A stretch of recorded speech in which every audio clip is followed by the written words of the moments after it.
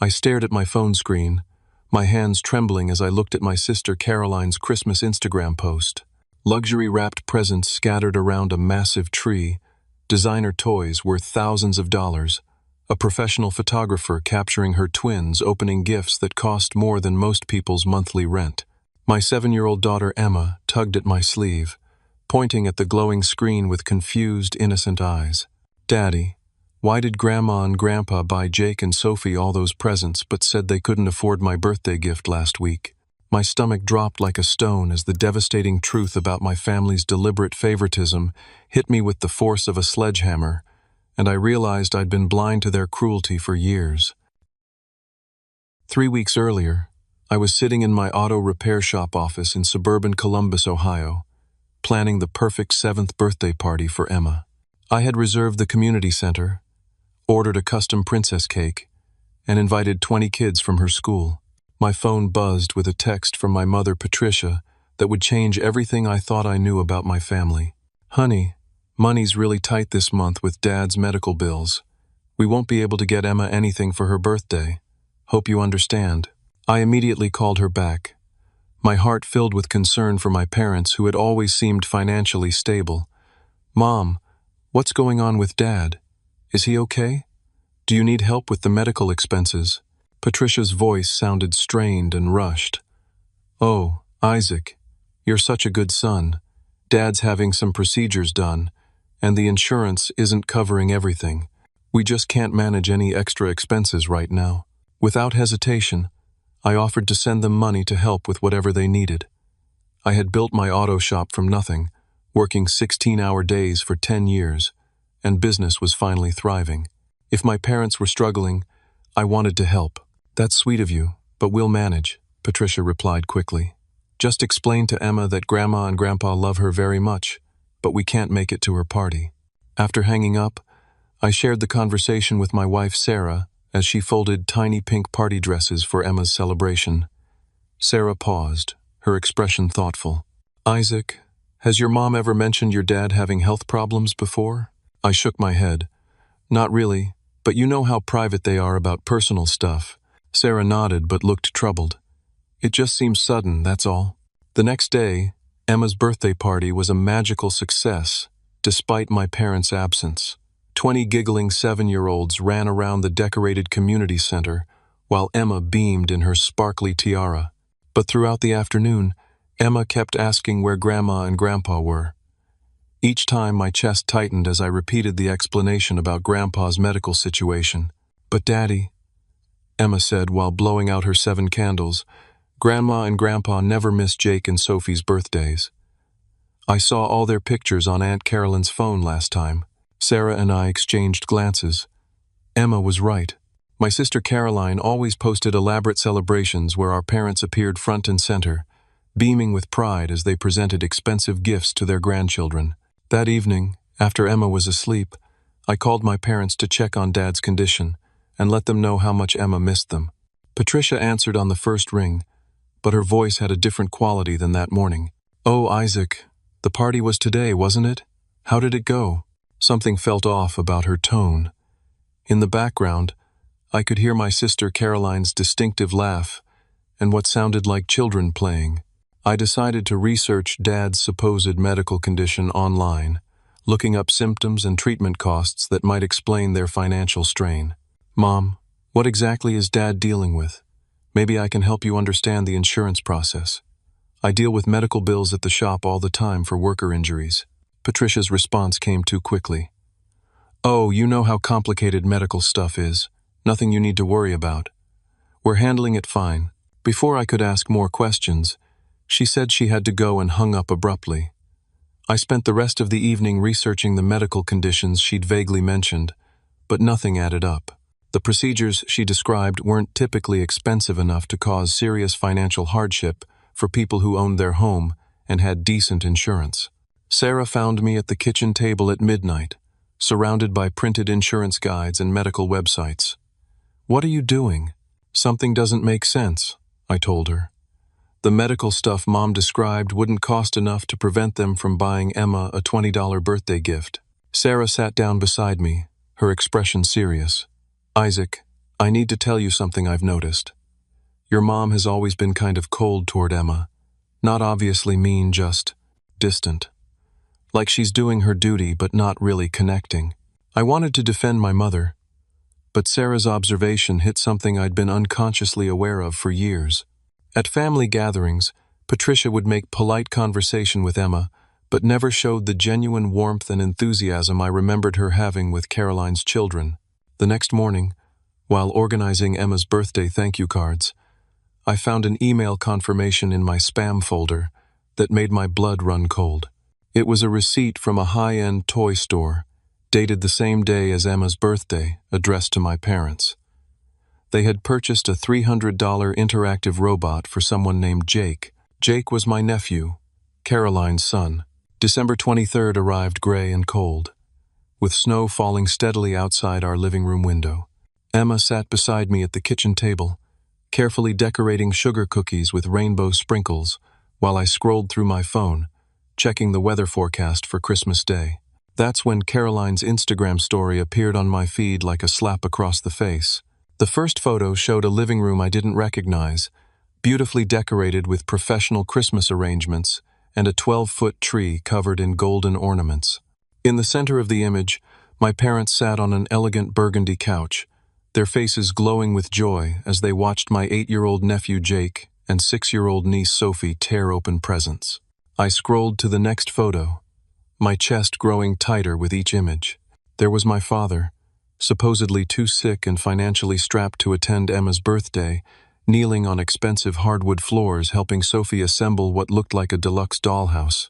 My mother Patricia held Jake as he showed off a remote control helicopter that probably cost $500. Emma noticed my stillness and looked over at my phone. Her small finger pointed at the screen, and her voice carried a confusion that broke my heart. "Daddy, is that Grandma and Grandpa? Why are they at Aunt Caroline's house giving Jake and Sophie presents?" I tried to keep my voice steady, but rage was building in my chest like a pressure cooker. "Yeah, sweetheart, that's them." Emma studied the photos more carefully, her 7-year-old mind processing what she was seeing. "But Daddy, didn't Grandma say they didn't have money for presents? Those look like really expensive toys." Before I could answer, Sarah walked into the kitchen carrying the mail. Among the usual bills and holiday cards was an envelope addressed to the Davidson family in my mother's careful handwriting. Sarah opened it to reveal an expensive Hallmark Christmas card with golden edges and embossed lettering. Inside, written in Patricia's neat script, was a message that made my stomach drop. "To our dear Caroline, David, Jake, and Sophie, wishing you the most wonderful Christmas filled with love and joy. Thank you for being such a blessing to our family. Love always, Grandma and Grandpa." There was no card for Emma. Nothing. Sarah's face went white as she read the card. "Isaac, this is addressed to Caroline's family only. Emma isn't even mentioned." I looked at our daughter, who was now staring at the Christmas card with the same confused expression she'd had while looking at the Instagram photos. The pieces were falling into place with horrible clarity. "Emma, why don't you go play with your new art supplies for a while?" I suggested gently. "Mommy and Daddy need to talk about some grown-up stuff." Once Emma was safely in her playroom, I called Caroline's number directly. She answered on the third ring, her voice bright and cheerful. "Isaac, Merry Christmas. How are you guys doing?" "Caroline, I saw your Instagram posts.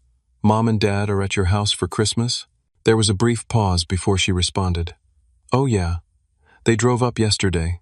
We're having such a wonderful time with the kids." Yesterday was December 22nd, I said slowly, calculating the timeline. Emma's birthday was November 15th. They told me they couldn't come because Dad was having medical procedures and money was tight. Another pause, longer this time. "Well, you know how Dad is. He's feeling much better now." "Caroline, how long have Mom and Dad been helping you financially?" The question seemed to catch her off guard. "What do you mean?" "I mean, are they supporting your family? Because the toys I saw in those photos cost more than most people spend on Christmas for their entire extended family." Caroline's voice became defensive. "Isaac, I don't think that's really your business. Mom and Dad choose how they want to spend their money. It became my business when they lied to me about being broke and hurt my daughter's feelings, I replied, my anger finally surfacing. Emma has been asking me for weeks why Grandma and Grandpa don't love her as much as they love Jake and Sophie. That's not true, Caroline protested, but her voice lacked conviction. Then explain to me why they drove 4 hours to your house on Emma's birthday, instead of coming to her party 20 minutes from their house. The silence stretched between us. Finally, Caroline spoke, her voice quieter. Isaac, Mom said you guys don't really need help because your business is doing so well. She said you've got everything handled. The admission hit me like a physical blow. So they've been talking to you about our financial situation? Sometimes family stuff comes up in conversation, Caroline said evasively. What kind of family stuff, Caroline? Another long pause. Look, Isaac, maybe this isn't the best time to have this conversation. The kids are opening presents and… No, I interrupted. We're having this conversation right now. What have Mom and Dad been saying about Emma and our family? Caroline sighed deeply. They just think that since you're doing well with the business, and Sarah comes from a good family, you guys have advantages that David and I don't have. They want to help where help is needed most. The words stung because they revealed the calculation behind my parents' choices. They weren't responding to genuine need. They were picking favorites based on their perception of who deserved their investment. Caroline, how much money have they given you? Isaac, please. How much? They helped us with the down payment on this house, she admitted quietly. And they've been covering the kids' private school tuition for the past 2 years. I sat down hard in my kitchen chair. Private school tuition in Caroline's area ran $15,000 per child per year. My parents had been spending $30,000 annually on my sister's children's education, while claiming they couldn't afford a birthday gift for Emma. They also set up college funds for Jake and Sophie, Caroline continued, apparently deciding that honesty was her only option now. $50,000 each, $100,000. My parents had invested $100,000 in my sister's children's future, while Emma had never received so much as a savings bond. Isaac? Are you still there? I'm here, I managed to say. Look, I know this probably sounds unfair, but Mom and Dad are just trying to help where they think help is needed most. You've got a successful business, and Emma will be fine. The casual dismissal of my daughter's emotional needs made my anger boil over. Caroline, Emma is 7 years old. She doesn't understand why her grandparents treat her like she doesn't exist. She thinks she's done something wrong. I'm sure that's not how Mom and Dad see it. How do they see it then? Because from where I'm sitting, it looks like they've decided Caroline's kids matter, and Emma doesn't. Caroline's voice became defensive again. That's not fair, Isaac. You know Mom and Dad love Emma. Do I? Because their actions suggest otherwise. The conversation ended shortly after that, with Caroline claiming she needed to get back to Christmas morning with her family. I sat in my kitchen, staring at the Christmas card addressed to everyone except my daughter, while the reality of my family's deliberate cruelty sank in. Sarah found me there an hour later, still holding the card. What did Caroline say? I told her everything, about the house down payment, the private school tuition, the college funds, about the conversation where my parents had apparently decided that Emma's emotional needs were less important than Jake and Sophie's financial advantages. Sarah's face cycled through shock, anger, and finally a protective fury I'd rarely seen from her. Isaac, this isn't just about money. They're emotionally abusing Emma by treating her like she's worth less than her cousins. She was right. And as I sat there processing the magnitude of my parents' favoritism, I realized I had to make a choice. I could continue enabling their behavior by staying silent, or I could protect my daughter by confronting the truth. The choice was easier than I expected. That night, after Emma went to bed clutching her homemade Christmas stocking, I couldn't sleep. Sarah tossed restlessly beside me, equally troubled by the day's revelations. At 2 a.m, I got up and went to my home office, where I kept years of financial records and family correspondence. What I found in the next 4 hours made my stomach sick. I started with my bank statements, tracing back 3 years of automatic monthly transfers I'd been making to my parents. $300 every month, supposedly to help with their fixed income expenses. $3,600 per year. Over $10,000 total that I'd sent believing I was helping my aging parents maintain their dignity. But according to Caroline's admissions, that money had been flowing directly to her family's private school tuition. I pulled up the family text message threads on my phone, searching for patterns I'd been too trusting to notice before. There it was, in black and white. Messages between Patricia and Caroline discussing strategies to keep Emma at a distance while maximizing financial support for Caroline's children. In one particularly devastating exchange from 6 months earlier, Patricia had written, "Isaac's business is doing so well, he doesn't need our help. Better to focus our resources where they can make a real difference for Jake and Sophie's futures."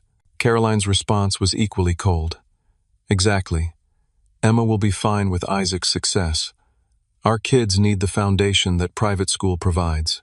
I found another thread where they discussed deliberately scheduling family events when they knew I'd be busy at the shop, ensuring Emma wouldn't be included in gatherings with her cousins.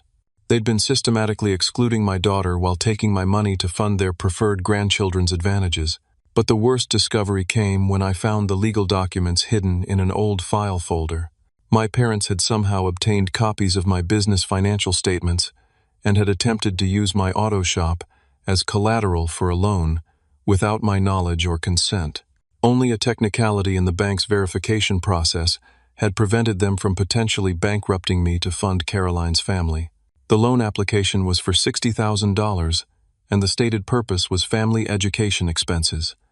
They had been willing to risk my livelihood to pay for Jake and Sophie's continued private schooling. I called my lawyer's emergency line at 4 in the morning. "Tom, this is Isaac Davidson.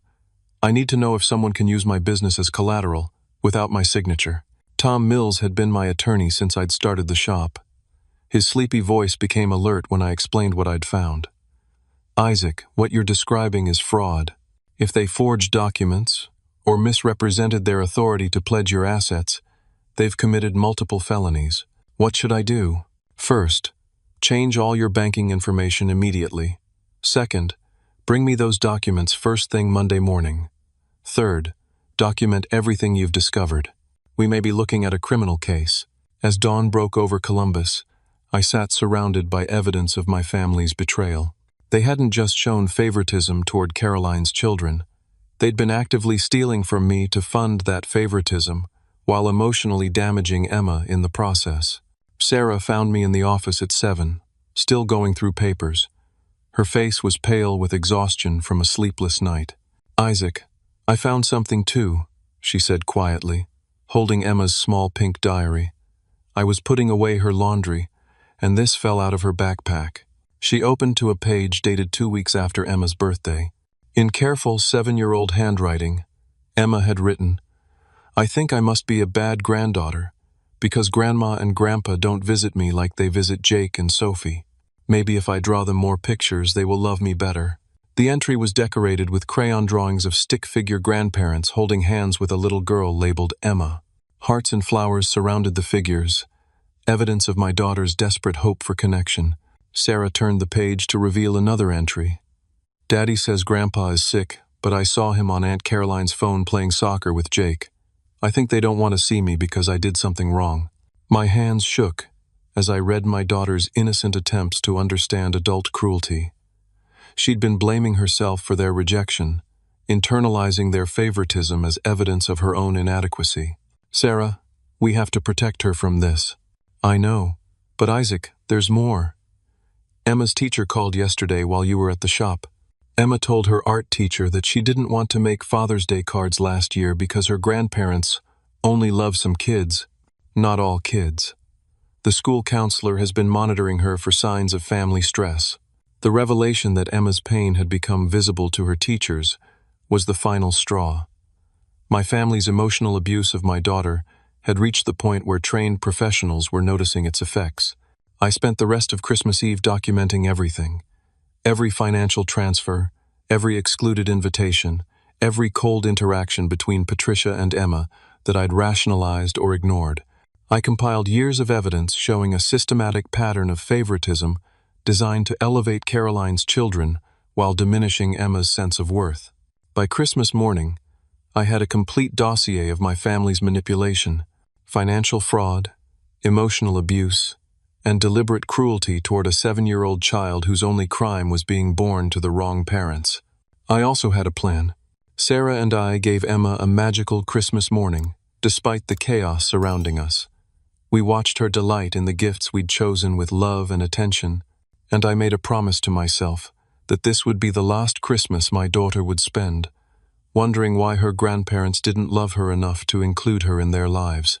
While Emma played with her new art supplies, I crafted a social media post that would change everything.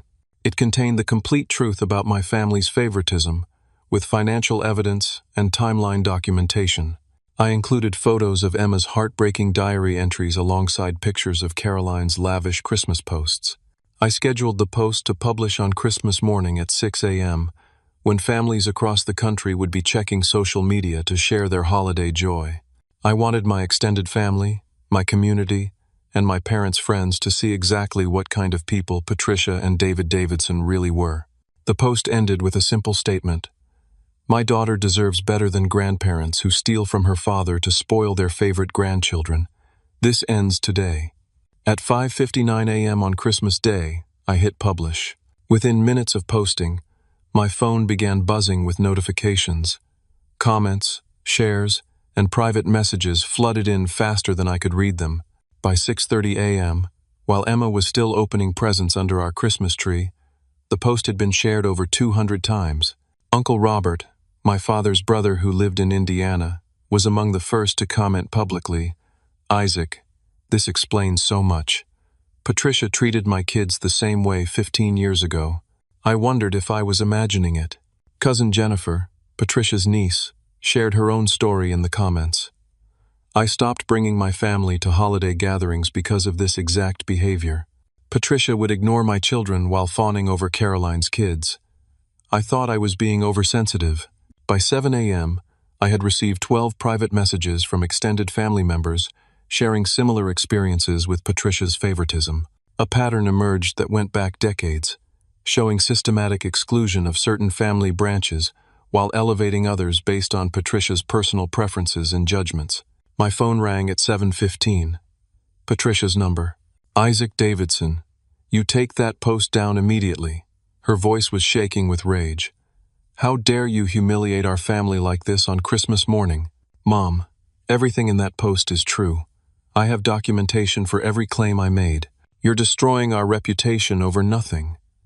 So what if we spend a little extra on Caroline's kids? They need more help than Emma does." The casual admission that she'd been deliberately showing favoritism was stunning. She wasn't even trying to deny it. "Mom, you told me you were broke and couldn't afford Emma's birthday gift. I found the receipt for Jake's $300 robot that you bought the same day." "That's different. Caroline asked us to help with a special gift for Jake's birthday. What about Emma's birthday? Did anyone ask you to help with a special gift for her?" Silence. "Mom, I've been sending you $300 a month for 3 years. That's over $10,000. Where has that money been going?" "We use that money for expenses." "What expenses?" "Caroline told me you've been paying $30,000 a year for private school tuition. That's my money funding Jake and Sophie's education, while Emma doesn't even get a birthday card." Patricia's voice became defensive and cruel, in a way I'd never heard before. "Emma doesn't need private school. You and Sarah can afford to give her whatever education she needs. Caroline and David are struggling." "Struggling? You bought them a house. We helped with the down payment because they needed support starting their family. What did you do to help Sarah and me when Emma was born?" Another long silence. "Nothing," I answered for her. "You did nothing. Because in your mind, Emma doesn't count as a real grandchild deserving of investment." The call ended with Patricia screaming about ungrateful children and family loyalty before hanging up on me. My phone immediately rang again. "Caroline, Isaac, you have to delete that post. People are calling me asking questions about our family's finances. This is humiliating." "Caroline, I'm not deleting anything. Every word is true, but people don't need to know our private business. You're making Mom and Dad look like terrible people." "They are terrible people, Caroline. They've been emotionally abusing my daughter while stealing money from me to spoil your kids." "They haven't been stealing. They choose how to spend their money." "Including my money?" The $300 a month I've been sending them for 3 years that apparently goes straight to your family? Caroline's voice became small. I didn't know about that. Yes, you did. You knew exactly where the money was coming from. You knew they were taking my contributions to fund your children's advantages while telling Emma they couldn't afford to visit her. Isaac, please. If you don't delete this post, it's going to destroy our family. Good, I said firmly. This family deserves to be destroyed if this is how it operates. By 8 a.m., the local newspaper had contacted me requesting an interview about financial fraud within families. 3 different attorneys had reached out, offering to represent me in potential criminal cases against my parents. My auto shop's social media page was receiving supportive messages from customers expressing outrage at my family's treatment of Emma. Most importantly, extended family members I hadn't spoken to in years were reaching out to Emma directly, inviting her to visit and expressing genuine interest in getting to know their great niece, who had been hidden from them by Patricia's manipulation. Uncle Robert called at 8:30. Isaac, I want you to know that your cousin Mark and I are driving up from Indianapolis today. We want to spend Christmas with Emma and show her what real grandparents look like. Robert, you don't have to do that. Yes, I do. I let Patricia push my family away 20 years ago, and I've regretted it ever since. I'm not letting her do the same thing to Emma. By 9 a.m., 4 cars were parked in my driveway. Uncle Robert and his wife Nancy had arrived with their son Mark and his family. Cousin Jennifer had driven 3 hours from Cleveland with her husband and 2 children. My father's sister Ruth, who lived in Toledo, had come with her daughter and granddaughter. Emma was overwhelmed with joy at suddenly having a house full of relatives who were genuinely excited to meet her, bringing thoughtful gifts and asking about her interests with sincere enthusiasm. For the first time in her life, she experienced what it felt like to be welcomed and celebrated by extended family.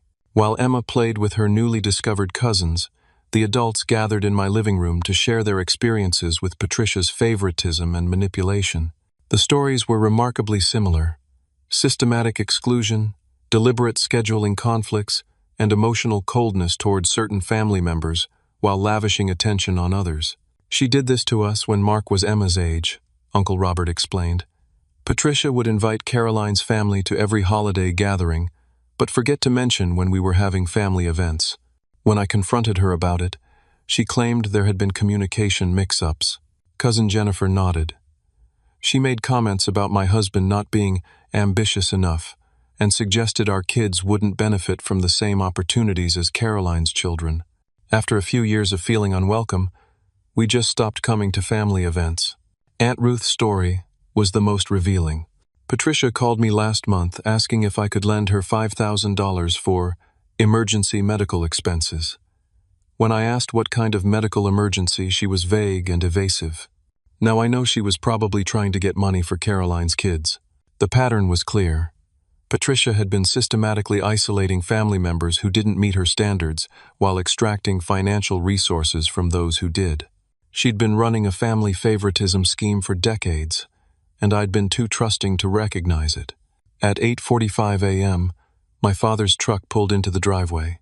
Through the living room window, I could see him getting out of the driver's seat, his face red with anger. Patricia emerged from the passenger side, and behind them, Caroline's minivan arrived with her husband David and their 2 children. They had driven 4 hours through Christmas morning traffic to confront me about the social media post that was destroying their carefully constructed narrative about family loyalty and financial need. Uncle Robert stood up and looked out the window. Isaac, do you want us to stay for this? I looked at Emma, who was happily showing her new cousin how to use her art supplies, oblivious to the storm about to break outside our front door. Yes, I said firmly. I want Emma to see what it looks like when family members stand up for each other. My father's fist was already pounding on the front door. The pounding on my front door was so aggressive that Emma looked up from her coloring books, startled. Uncle Robert immediately moved toward the window while Cousin Jennifer instinctively stepped closer to Emma, creating a protective barrier around my daughter. Isaac Davidson, you open this door right now. My father's voice carried across the yard, loud enough that neighbors were beginning to peer out their windows. I opened the door to find my father's face purple with rage. my mother standing behind him with tears streaming down her cheeks, and Caroline's family huddled together looking embarrassed by the scene they'd been dragged into. "Dad, keep your voice down. Emma is inside with family." "Family?" he spat. "You mean the people you invited here to humiliate us? You destroyed Christmas for everyone with your lies and manipulation." "What lies?" I asked calmly. "Everything in my post was documented fact. You made us look like criminals." Uncle Robert appeared beside me in the doorway. "Hello, David." "Patricia." The sight of his brother seemed to deflate my father slightly. He clearly hadn't expected to face other family members who might have their own stories to share. "Robert," Dad said stiffly, "I didn't know you were here. Isaac invited us for Christmas after we saw his post. Funny how we never received invitations to family gatherings when Patricia was organizing them." Patricia's tear-streaked face became defensive. "Robert, you know you were always welcome. Were we? Because I have 3 years of missed birthday invitations and holiday announcements that somehow never made it to our mailbox." Caroline stepped forward, looking desperate. "Uncle Robert, this is just a misunderstanding. We can work this out as a family without involving the whole community." "Caroline," Cousin Jennifer appeared in the doorway. "Is it true that Grandma and Grandpa have been paying for your kids' private school tuition?" Caroline's face went white. She clearly hadn't expected to face a room full of family members who now knew the details of her financial arrangements with our parents. "That's not really anyone's business," Caroline replied weakly. "It became everyone's business when they told Isaac they were too broke to buy Emma a birthday gift." Aunt Ruth joined the conversation from behind us. "Hello, Patricia. Still playing favorites after all these years?"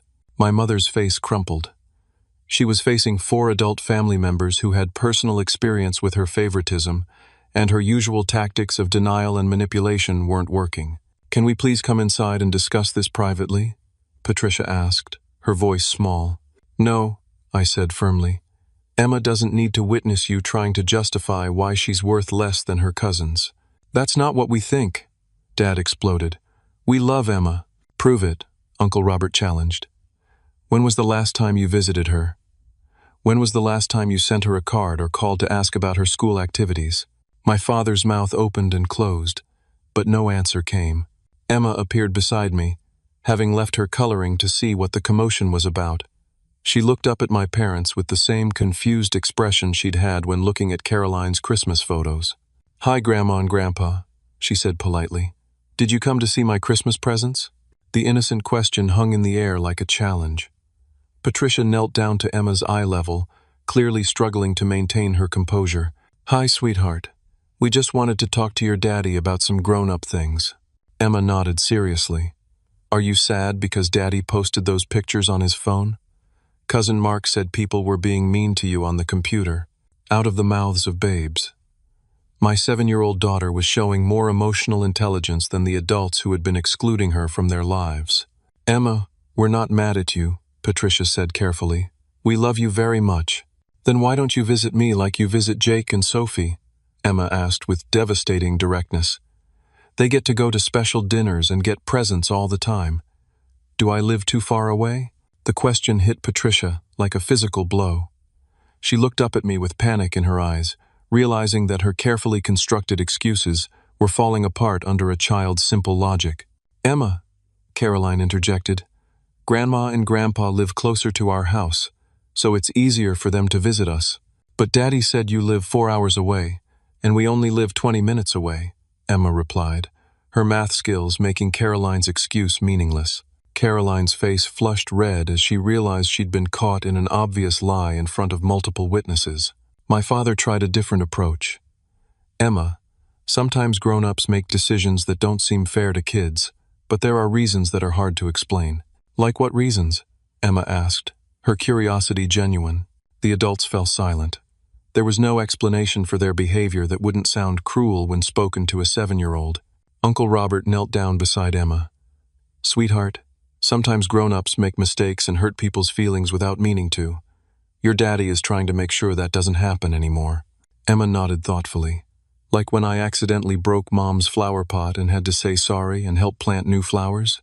"Exactly like that," Robert smiled.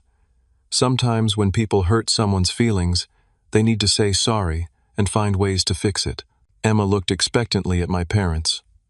Are you going to say sorry for missing my birthday? Patricia's tears were flowing freely now. She looked at her granddaughter's trusting face and seemed to realize, perhaps for the first time, the impact of her choices on an innocent child. Emma, Grandma is very sorry we missed your birthday, she said quietly. And that you never visit me? Yes, and that we never visit you. And that you don't call me or send me cards like you do for Jake and Sophie? Each question was like a knife twist, exposing the depth of my parents' favoritism in terms a child could understand. Yes, Emma. Grandma is sorry for all of those things. Emma considered this for a moment. Daddy says when we're really sorry we have to change our behavior, not just say words. Are you going to change? The question hit the heart of the entire situation. Words were meaningless without corresponding actions, and my parents had a decades-long pattern of favoring Caroline's children while neglecting Emma. My father looked uncomfortable with the attention focused on him. Emma, grown-up relationships are complicated. We'll try to do better. That's not a real answer, Emma said with the brutal honesty that only children possess. Are you going to visit me and call me and send me cards like you do for my cousins? The silence stretched uncomfortably as my parents realized they were being held accountable by a 7-year-old who simply wanted equal treatment. Caroline's husband David finally spoke up. Maybe we should all take a step back and figure out how to move forward constructively. David's right, Caroline agreed quickly, clearly desperate to end the confrontation. This has gotten out of hand. Has it? Aunt Ruth challenged. Because from where I stand, this conversation is long overdue. Emma deserves to know where she stands with her grandparents. Emma looked around at all the adults staring at her and seemed to realize she was at the center of something important. I just want Grandma and Grandpa to love me like they love Jake and Sophie. I don't understand why that's hard. The simple statement contained more wisdom than any of the adults had managed to express. A child's need for equal treatment wasn't complicated or unreasonable. It was basic human dignity. My phone buzzed with a notification. The social media post had now been shared over 800 times, and the local news station was requesting an interview about family favoritism and emotional abuse. Isaac, Patricia said desperately, please delete that post. We can work this out privately. Mom, we've had 7 years to work this out privately. You chose not to. But this public humiliation isn't solving anything. Actually, it is, Uncle Robert interjected. It's exposing patterns of behavior that have hurt multiple family members for decades. Sometimes public accountability is the only thing that creates real change. Emma tugged on my sleeve. Daddy, can I ask Grandma and Grandpa something? I nodded, curious what insight my daughter would offer. Emma looked directly at my parents. Do you think I'm a bad granddaughter? The question hit like a bombshell. Patricia gasped, and my father's angry expression crumbled. Emma, no, Patricia cried. You're not a bad granddaughter. Then why do you act like you don't want to see me? Emma asked with heartbreaking logic. It was the question that cut through all the adult rationalizations and excuses. My parents were facing the consequences of their choices through the eyes of the child they'd been hurting. And for the first time in years, they had no answer that didn't reveal the ugliness of their favoritism. The silence following Emma's question was deafening. My parents stood frozen, realizing they'd been cornered by a 7-year-old's simple logic. Around us, neighbors had gathered on their porches, drawn by the commotion and the growing number of cars in my driveway. My father tried to regain control of the situation. This conversation needs to happen inside, away from the neighborhood. No, I said firmly. Emma doesn't need to be trapped in a room while you try to gaslight her about your behavior. We're not gaslighting anyone, Patricia protested. We're trying to have a family discussion, like the family discussions you had when you decided to exclude Emma from family events, Cousin Jennifer challenged. Or when you chose to fund Caroline's kids' college educations while ignoring Emma's existence. Caroline's face went white. How do you know about the college funds? Because Isaac shared the documentation, Aunt Ruth replied. $100,000 for Jake and Sophie, 0 for Emma. That's not favoritism. That's deliberate cruelty. Emma looked up at me with wide eyes. Daddy, what's a college fund? Before I could answer, Uncle Robert knelt down beside her. It's money that grandparents sometimes save to help their grandchildren go to school when they grow up. Emma processed this information and turned to my parents. Do I have a college fund? Patricia looked like she wanted to disappear. Emma, that's something we can talk about later. That means no, Emma said with devastating accuracy. You saved money for Jake and Sophie's school, but not for mine. The blunt statement hung in the air, forcing everyone to confront the mathematical reality of my parents' favoritism. They had invested $100,000 in Caroline's children's futures, while actively refusing to acknowledge Emma's existence in their financial planning. My father's face turned red again. Emma, you don't understand how these things work. Your daddy's business is successful, so you don't need help the way Jake and Sophie do. But Daddy sends you money every month to help you, Emma replied, her innocent observation dropping like a bomb. I heard him talking to Mommy about it. So you do have money for college funds. Caroline's mouth fell open. Isaac's been sending you money? $300 a month for 3 years, I confirmed. Money that apparently went straight to your family's expenses while my parents claimed they were too broke to buy Emma birthday gifts. The financial revelation was the final piece that completed the picture of my parents' manipulation. They had been taking money from one son to spoil the other son's children while neglecting their third grandchild entirely. David, Caroline's husband, looked genuinely shocked. Caroline, did you know they were taking money from Isaac? Caroline's inability to answer was answer enough. Emma tugged on Patricia's coat. Grandma, why did you take Daddy's money to buy presents for Jake and Sophie instead of saving some for me? The question, asked with a child's innocent directness, was more devastating than any adult accusation could have been. Patricia knelt down and tried to take Emma's hands, but Emma stepped back toward me. Sweetheart, grown-up money decisions are very complicated. No, they're not, Emma replied with startling clarity. You chose to spend money on Jake and Sophie, and not on me. That's not complicated, that's just mean. Uncle Robert's phone buzzed, and he glanced at it before looking up with a grim expression. Isaac. The local news van just pulled up at the end of the street. My social media post had gained enough attention to attract media coverage. Within minutes, a reporter would be knocking on our door asking questions about family favoritism and financial manipulation. My father's panic was immediate. Isaac, you have to send them away. This is private family business. Nothing about this has been private, Dad. You've been publicly excluding Emma from family events for years. You've been publicly celebrating Caroline's kids while ignoring Emma. The only difference is now people know the truth, instead of just seeing the surface. Caroline grabbed my arm. Isaac, please. The reporter is going to ask about our finances, about the private school tuition, about everything. This will ruin our reputation in our community. Your reputation should be ruined, I said coldly. You've been complicit in emotionally abusing a 7-year-old child. Emma looked up at me. Daddy, what's a reporter? Someone who asks questions and tells people's stories, I explained gently. Emma considered this. Will they ask me questions? They might, sweetheart. Do you want to talk to them? Emma nodded seriously. I want to tell them that I just wanted Grandma and Grandpa to love me like they love my cousins. The simple statement broke something inside Patricia. She started crying openly, finally seeming to understand the impact of her actions on my daughter. Emma, I do love you, she sobbed. Then why don't you show me? Emma asked with heartbreaking logic. Jake and Sophie get visits and presents and special dinners and college money. What do I get? Patricia had no answer, because the truth was that Emma got nothing. 7 years of systematic neglect couldn't be explained away with words about love when the actions told a completely different story. The news van pulled into my driveway, and a reporter with a camera operator stepped out. My father immediately tried to position himself between the camera and Emma. You people need to leave. This is a private family matter. The reporter, a professional woman in her 30s, approached calmly. Good morning.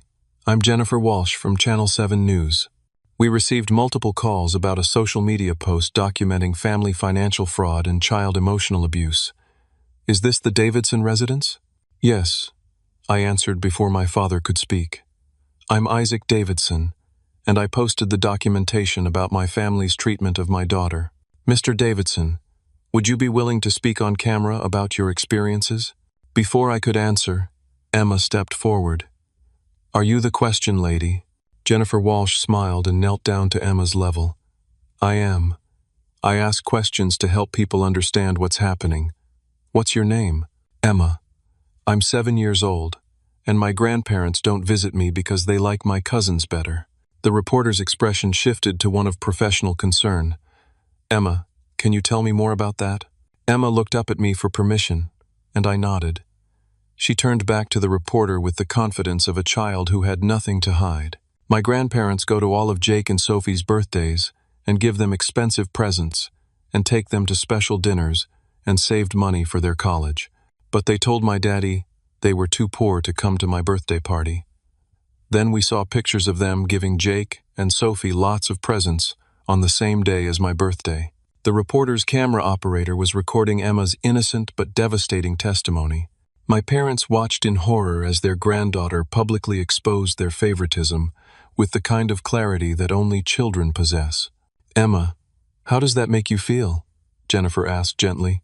Sad, Emma replied simply, and confused.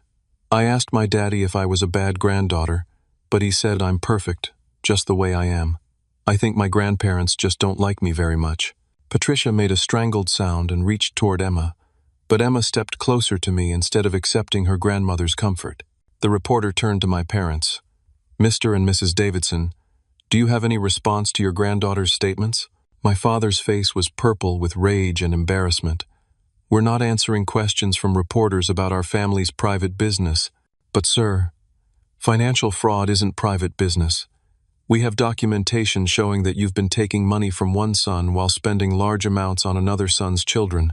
How do you respond to allegations of favoritism and emotional abuse?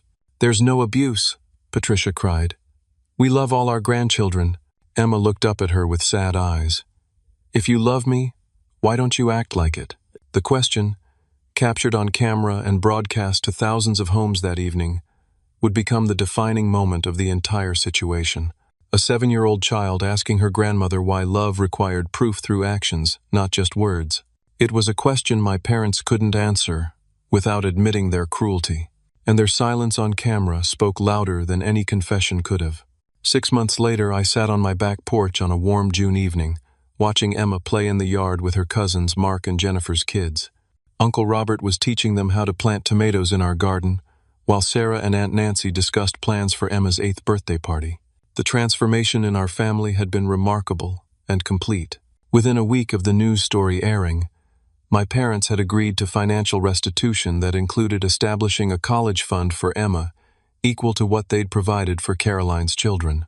They also agreed to repay every dollar I'd sent them over 3 years, with interest. The civil lawsuit I'd filed had been settled out of court when they realized the alternative was potential criminal charges for financial fraud.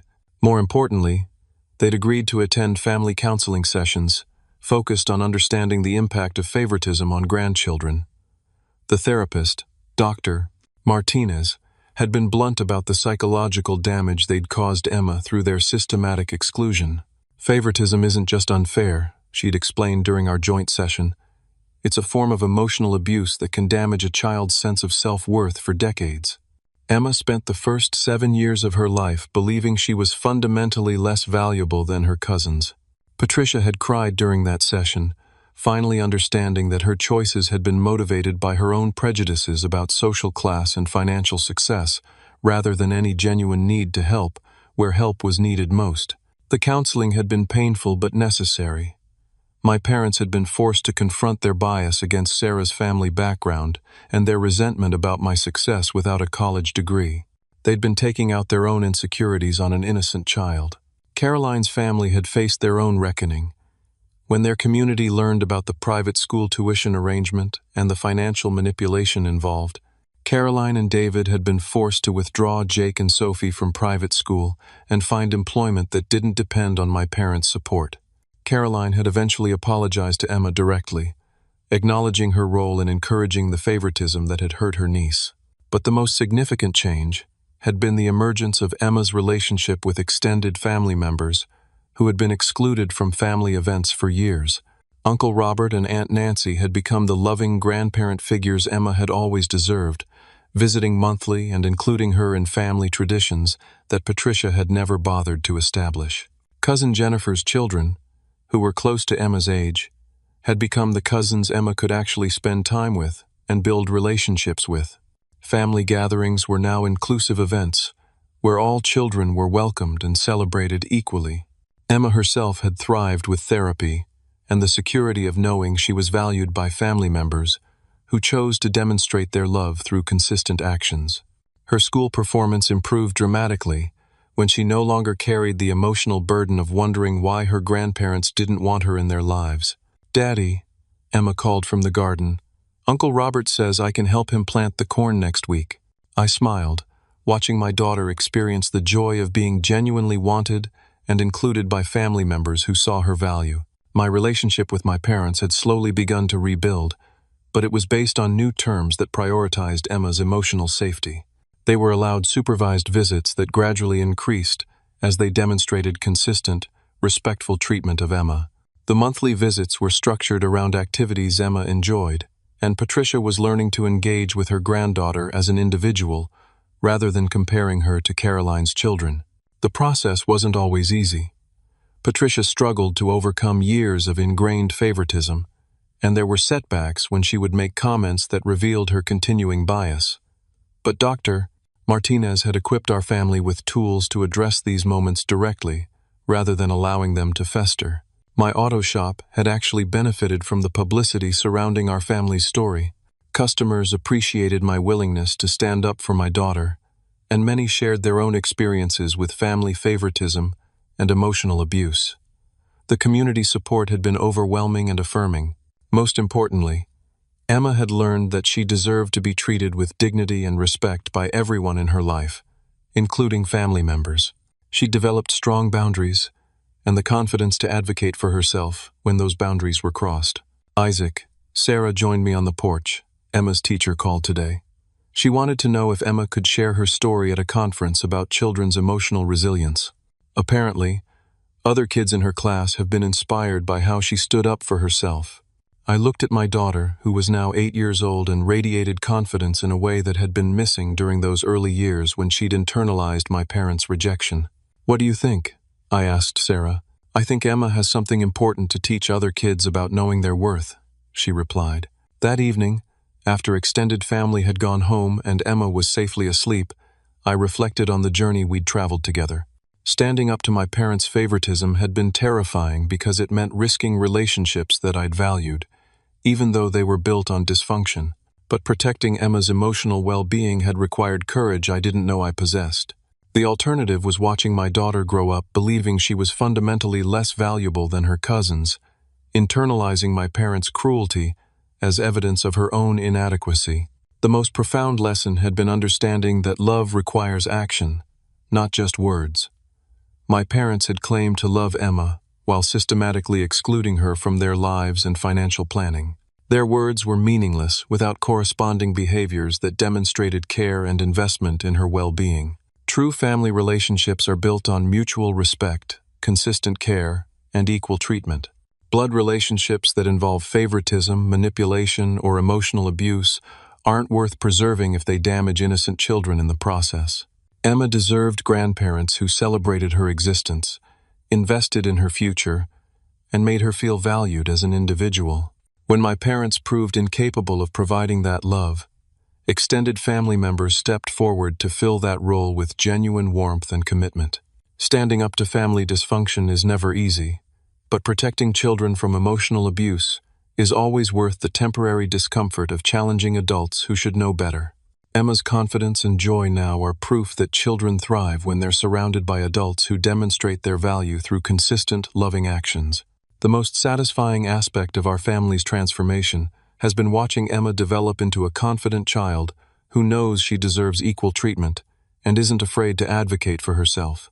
She'll never again wonder whether she's a bad granddaughter because she understands that love isn't conditional on being the favorite. Sometimes protecting the people we love most requires us to confront the people who claim to love them, but demonstrate otherwise through their actions. Emma's story shows that children are resilient when they're supported by adults who prioritize their emotional safety over maintaining dysfunctional family dynamics. As I've shared our story with other families facing similar challenges, I've learned that favoritism among grandchildren is more common than people realize. Many parents struggle with how to address grandparents who show obvious preferences among their grandchildren, often staying silent to preserve family harmony while their children internalize feelings of inadequacy. Our experience proves that confronting favoritism directly, even when it causes temporary family conflict, ultimately creates healthier relationships built on mutual respect rather than silent resentment. Emma now has authentic connections with family members who chose to demonstrate their love through consistent actions rather than empty words. Have you ever had to stand up to family members who treated your children unfairly? How did you balance maintaining family relationships with protecting your child's emotional well-being? I'd love to hear your experiences in the comments below. Thank you for listening to Emma's story and supporting families who choose to prioritize their children's dignity over dysfunctional family traditions. Please like this video if it resonated with your own experiences. Subscribe for more stories about family resilience, and share this with anyone who might need encouragement to advocate for their children's emotional safety. Remember that every child deserves to feel valued and loved by the adults in their lives, and sometimes fighting for that love means refusing to accept anything less than genuine care and respect.